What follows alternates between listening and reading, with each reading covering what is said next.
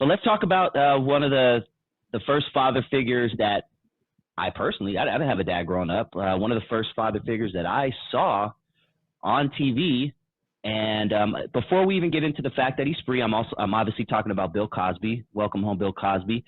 Talk to me about how important it was back in the early 80s to see a black man being a doctor, a wife being, I think she was a lawyer, all the whole family under one roof. Like, talk to me about how important the Cosbys was, and then share your feelings about, Bill Cosby being released. Well, let me take you back for a minute, Doc. Before the Cosbys, anytime there was a black man on television, everybody ran to the TV to see who it was.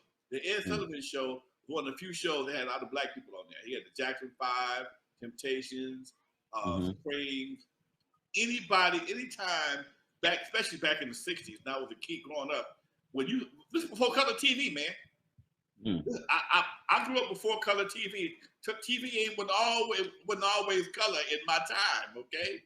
So when a black kid, when a black person came on television, it was a neighborhood conversation. Oh, the Temptations gonna be on Ed Sullivan. Jackson 5 gonna be on Ed Sullivan, and everybody was at the TV. I think one of the first people I saw on television as a black, a young kid was Diane Carroll. She had the show called Julia. She was a nurse. Okay.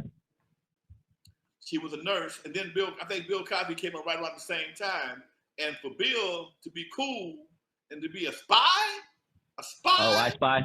I Spy. Come on, man. Then later on he became Chet Kincaid on Rule 222, and he was hitting on Denise Nichols. Come on, he was always that dude. Then later on, I think he started making them crazy ass movies, and then he struck it big when he hit the Cosby Show. And this is a known fact. During the era of the Cosby Show, HBCU colleges, HBCUs saw a spike in attendance. Wow! For the kids, because of the sweaters and things he would wear. Because they was pushing it so hard. You got a mama and a daddy. One's a lawyer, one's a doctor. All the kids going to school. They still doing dumb shit. They upper middle class, but they still doing dumb stuff. Okay? Right. And it was funny dumb stuff, but it was real dumb stuff. And then they had spinoffs, they had Different World, and they had Lisa Bonet had her show. And it just made for a whole era, man, that, then you got shows like Living Single. All that right there, dude, was a part of, and then Arsenio Hall show, man, that incomes for television.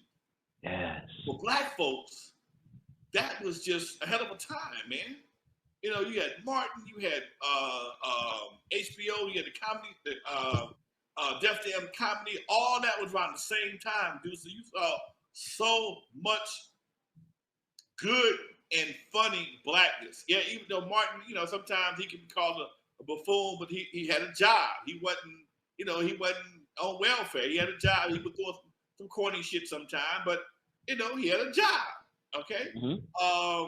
Same thing with Arsenio. He was on the black tip. I mean, this is when hip hop still had two sides to it. You still had various sides of hip hop. You still had you had your Public Enemy, your Eazy-E's, your Ice-T's. Everybody still was doing their thing. He brought everybody in from the same gang on the show. Sit down, talk with Eazy-E about Dre and him and Dre's situation. And all that, man, all that was that era, man, was just a hell of a situation, dude. It was just dope.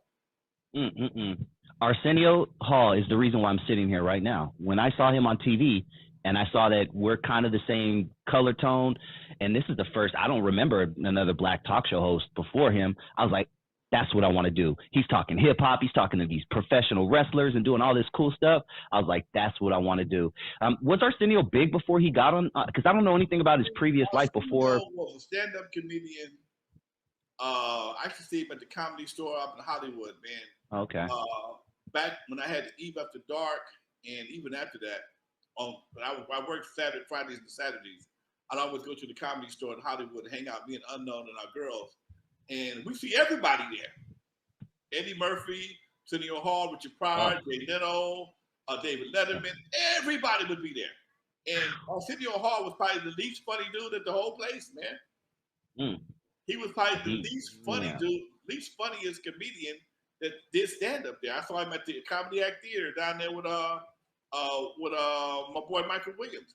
He was never funny to me, but you know, he was much better as a talk show host. You know, some guys try to do everything, but some guys are just better at doing certain things. Arsenio, yeah, he's all right actor, but he's much better as a talk show host. He's much more engaging as a talk show host. Jamie Foxx, same way. Jamie Foxx, a great actor, great singer. He ain't funny with the shit on stand up. Yeah, I can't fuck with him. You know, he ain't funny with shit on stand up. That's just my opinion. Yeah. Damn, one of the best actors though. Jamie Foxx really knows how to morph into some characters where you're like, how the hell did you just morph into Ray Charles? You're like, whoa. Yeah. Yeah, great actor.